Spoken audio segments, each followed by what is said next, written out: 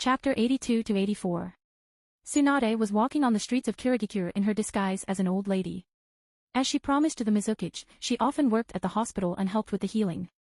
Despite that, she never really went out of her way to show her expertise. Till now, she was still regarded only as someone who can deal with bruises and cuts at best. Thanks to that, nobody really expected her to come and help. She was more of a volunteer who helped only when she had free time. Because of her inexperience, she was mostly assigned civilians or academy students as her patients, and due to that, she was well regarded among the non-shinobi population of Kirigikura and people usually greeted her quite a lot. She had her reputation, after all. Lately, however, she didn't really have time to just go and turn off while healing people. She was too engrossed in practicing with her new bone manipulation and with the war coming.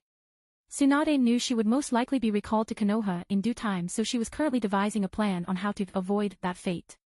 Her new bone manipulation. Now that was a coincidence of her lifetime.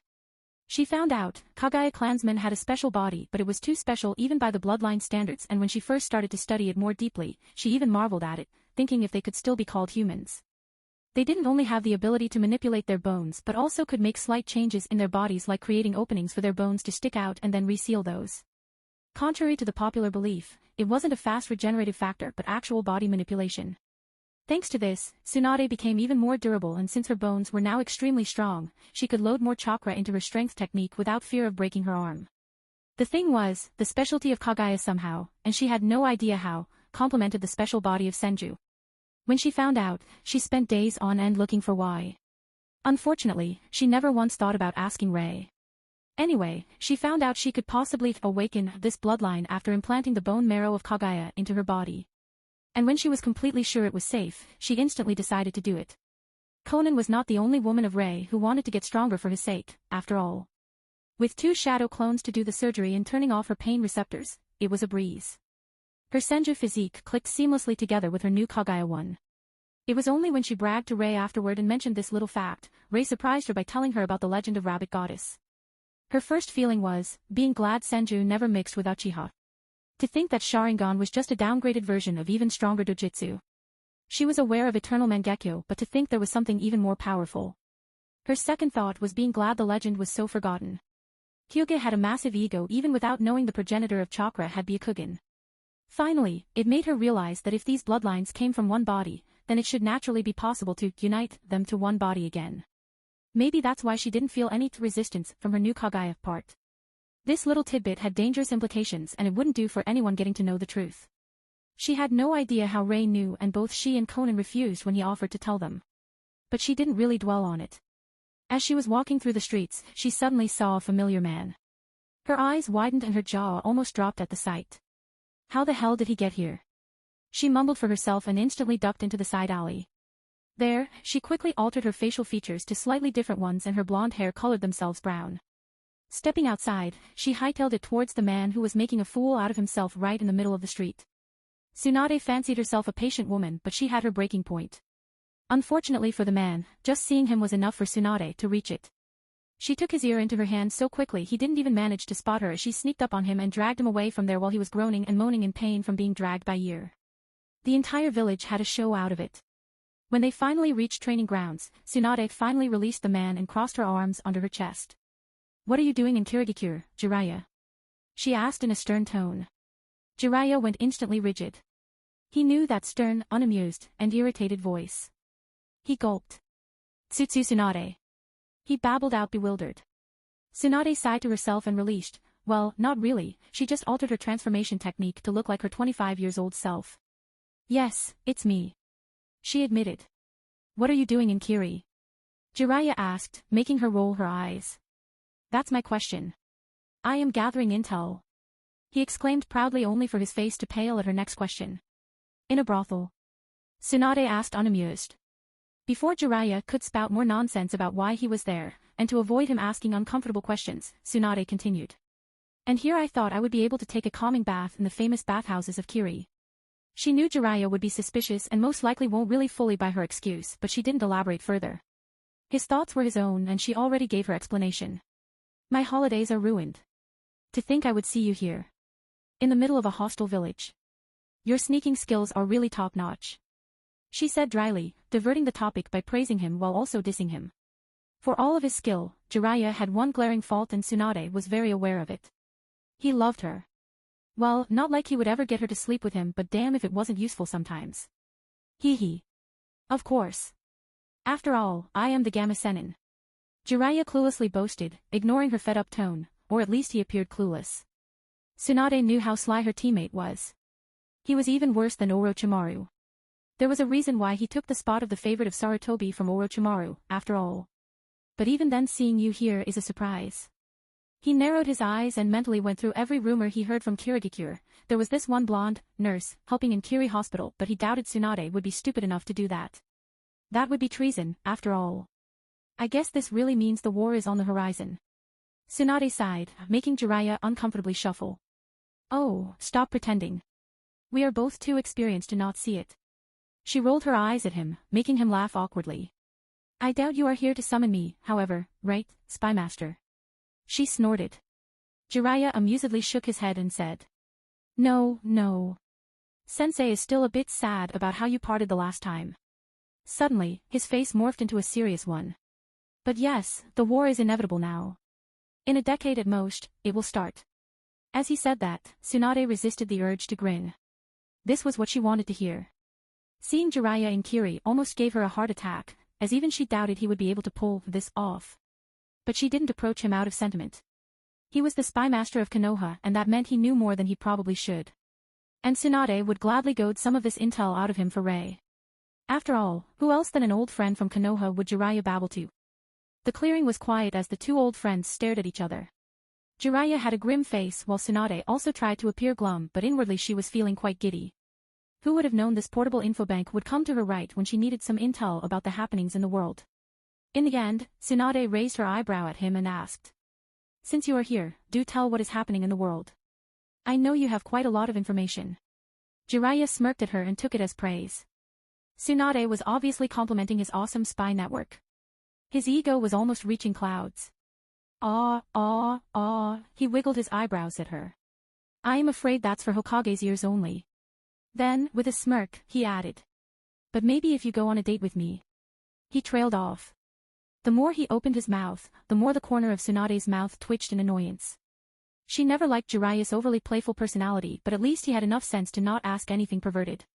Alas, he was out of luck. She already had a man and would not go on a date with another, much less Jiraiya. Fortunately for her, Tsunade knew exactly what worked on Jiraiya. Jiraiya could only widen his eyes into saucers as Tsunade's fist met a nearby tree, utterly devastating it. He watched the upper part of the tree fall onto the ground because the middle part of its trunk was obliterated by one punch, and then he spotted Tsunade's gaze on his belly, giving it a similar look like the bark of the now non-existent trunk. He shuddered and loudly gulped. I am sure we can find a compromise, Jiraiya. Tsunade cheerfully smiled at him. What about you being a good pal and telling me what you know, and I will leave your bones in their unbroken state? She said, but then pursed her lips and tilted slightly her head. I am kinda curious if you would get out of Kiri with a broken spine though. She trailed off, and Jiraiya took an unsure step back. This Tsunade. His former teammate was somewhat different. More cheerful and not as depressed as she should have been. Worse yet, he was completely unsure if she would actually follow with her threat. Her expression showed only an amusedly raised eyebrow and lips raised into a smirk as she watched him like a hawk. But despite the danger, he was still a loyal Konoha shinobi. And so, he did what any Konoha shinobi would do when confronted by angry Senju. Fine. He said fearfully. Jiraiya, despite his loyalty, liked his bones in their correct place. And anyway, Tsunade was Konoha shinobi even if she was currently on long unpaid leave. It's not like a Senju would ever betray Konoha, and he really didn't have incredibly valuable intel either. The atmosphere between the two instantly lightened and both chuckled. They lived and fought together through thick and thin, so both knew the other quite well. It was always joking like this that enabled them to keep their cool and not succumb to depression during hard years of war. With a sigh, Jiraiya started. The Kumogakure is restocking their border outposts with better weapons. They try to hide it, so it is a very slow process, not to say it's something very normal, so it usually wouldn't be reported, but my spies. Tsunade rolled her eyes at the word spies, as from his activities, she was very aware just what kind of spies Jiraiya had.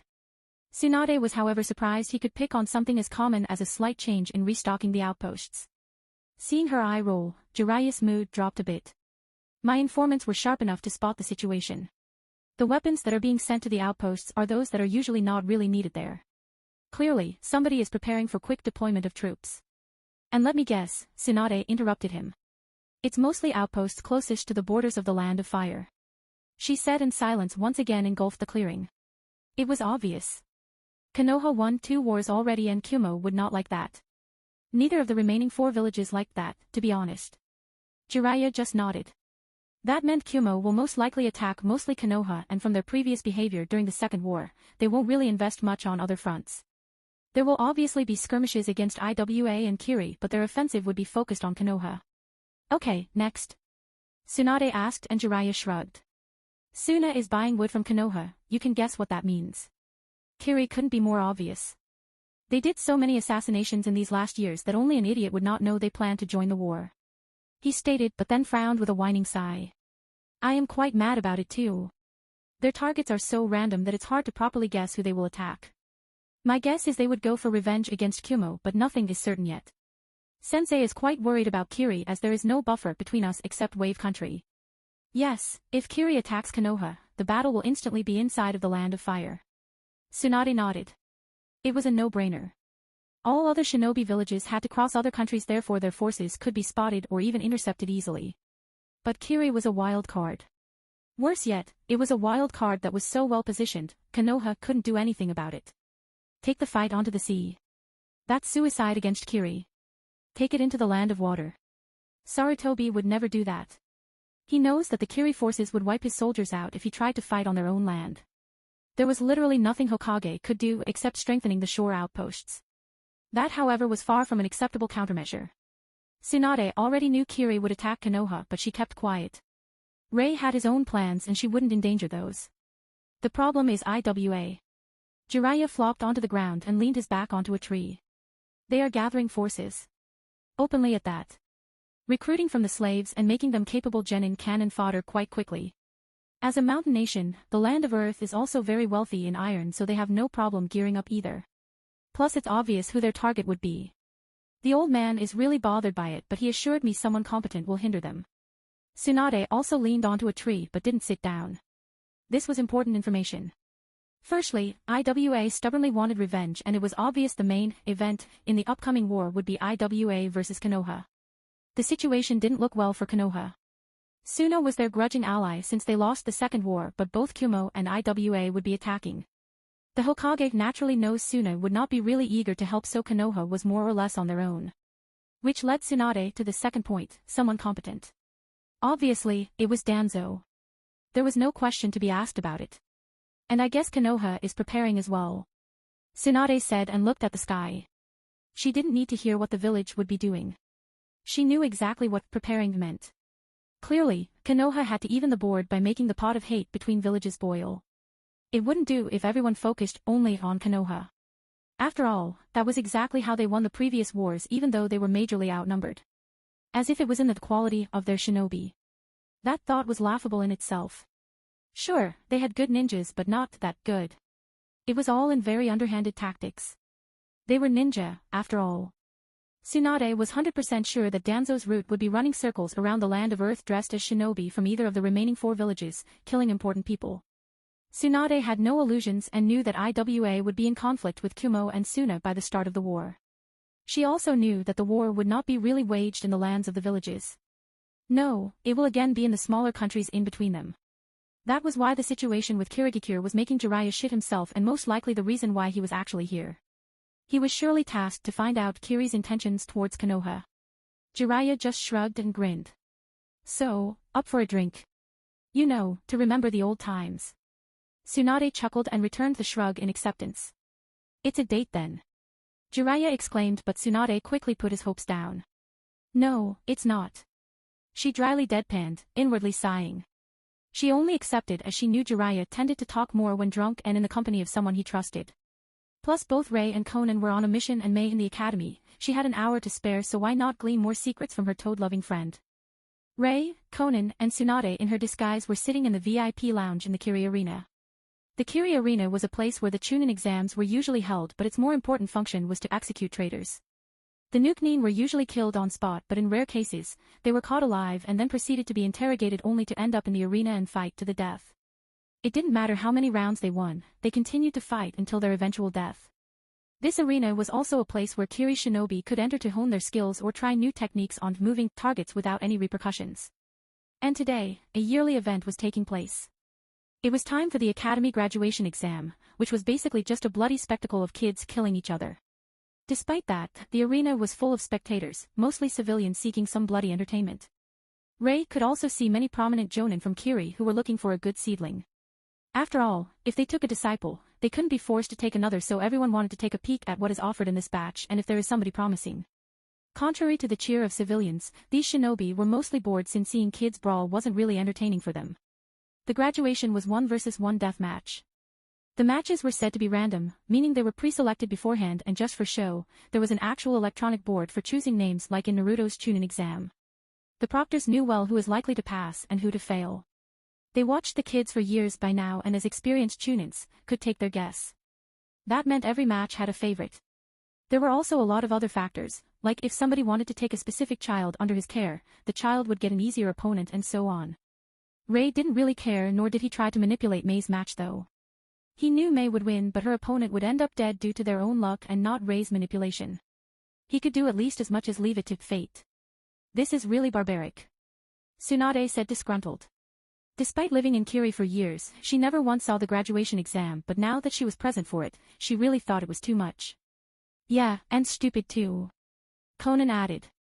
Kiri was killing off 50% of their ninja candidates. Not to mention those killed by their actual teachers for whatever reason. In the end, not even 35% of academy graduates would survive long enough to be really counted as a ninja of Kiri. For Conan, it was no wonder Kiri had so little ninja. All it would take is to give the children better guidance and not kill them off, but it seemed the higher-ups of Kiri were too stupid to realize that. Rei wisely kept silent. Speaking up right now would start a debate he was not really willing to partake in at the moment. In his opinion, every village was utterly retarded in these practices. Kiri had this exam. Konoha had another one that also cut the graduates to a really small number. The difference was that the rest who didn't manage to graduate could either drop out and forever close the option to become a ninja, or after 3 failures, the kid would be entering the Genin Corps where the entire training would be up to him. These were the so-called cannon fodder. Suno was the same and also had their own means of how to differentiate between elite and others. He wasn't about to think about IWA, as their cannon fodder was mostly made up of slaves. Kumo was the only village that was kid-friendly when it came to these practices.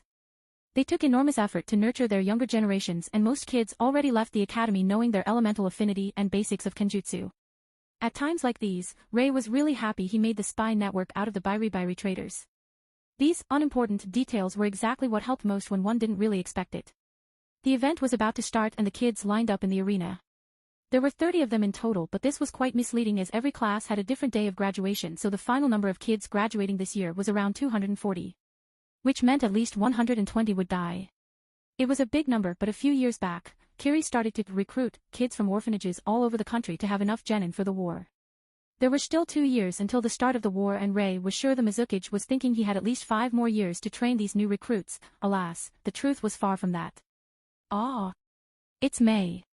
Tsunade said, and a smile lit up on her face as she set the 10-year-old redhead down in the arena. I trained her so well. She is not afraid at all. She cooed like an overprotective parent. Just look at her bored eyes. Conan rolled her eyes at the almost bouncing Tsunade, but her lips also twisted into a slight smile. It was me who gave her mental conditioning. She quipped, getting a stink eye from Tsunade. Rei just embraced the 2 girls and shushed them. It's starting. Don't argue now. Down in the arena, Mei was despondently watching her former classmates. For her, they were utterly unimportant, and it was times like these she was really glad for Conan's teachings. While her bigger sister taught her how to recognize indoctrination, she also didn't cover the fact she was making her more loyal to Rei. Mei didn't really care though. Now that she was looking at the nervous kids with shining eyes, just waiting to lay their lives down for a village that couldn't be bothered to give 2 fucks for them, she could only pity them and be horrified at the idea she could have been one of these gullible children. The older she was, the more disgusting the idea of helping Kiri became for her. The people stopped beating her when Rei subtly indicated he would be very displeased if it continued, but they still glared at her and generally avoided her. She was not close to anyone in the class, so this little test wasn't really that big of a deal for her. But she knew she had to take it seriously as her family wanted to see if she had the resolve to kill on her own, not like she had any choice in the matter, and Mei knew well why this was important. She would shortly start doing missions with Rei and they needed to know she was ready for them. The Mizukichi gave a speech about them being the future of Kirigikure or whatever, and the matches started. Mei watched the kids around her quickly become disillusioned when the first match concluded. They knew this was a match to the death, but Mei doubted the kids had a clear idea of what that actually meant. When the kunai sunk into the skull of Miki, a girl from her class, every classmate of hers went instantly rigid, watching her unmoving body hit the ground. The matches continued despite all protests, and finally, after 2 hours of utter boredom, it was time for Mei's match. She stepped inside of the arena and the spectators became instantly quiet, reminding her that she wasn't the most loved person in the village. Only the supporting look on her family's face made her smile to herself and confidently walk towards the center where her opponent and the referee were waiting. Her opponent was, she forgot his name. Scratching her cheek, she played it cool by bowing slightly in a show of respect before the referee started the match. Her opponent instantly sprang forward to attack her, but for Mei, he was moving extremely slow. She didn't see any reason to prolong this battle, and as he was at arm's length away from her, she sidestepped to the right, just enough to evade his dash. The boy couldn't stop himself anymore, and as he was passing by the spot she was previously at, he ran right into a kunai Mei was holding in her hand. Match over. The arena was again engulfed in even deeper silence when Mei won so effortlessly, but she didn't care and just walked away, towards the waiting area where her former classmates looked at her as if she was some kind of monster. Every match up till now lasted at least 5 minutes, but hers didn't take even 5 seconds. For them, she was quite frightening. All around the arena, many jonin gained an interested light in their eyes at the spectacle, and the Mizukichi was deadpanning at Rei because of how much trouble this would bring him. Many of his jonin would want Mei and will most likely try to challenge Rei for her. And he would have to prevent just that. Great. Yes. I trained her so well. Tsunade smiled proudly, fully knowing Mei was aware enough to know just how big of a shitstorm her quick win would cause to the Mizukichi. Damn right. Conan added, also proud of Mei as she hid her smirk while giving the Mizukichi a side glance, enjoying his dejected look and speechless expression. Somebody gonna pull all-nighter. She giggled. Rei just snorted and gave the man an eye smile and V sign. Needless to say, the Mizukichi was not the happiest camper right now.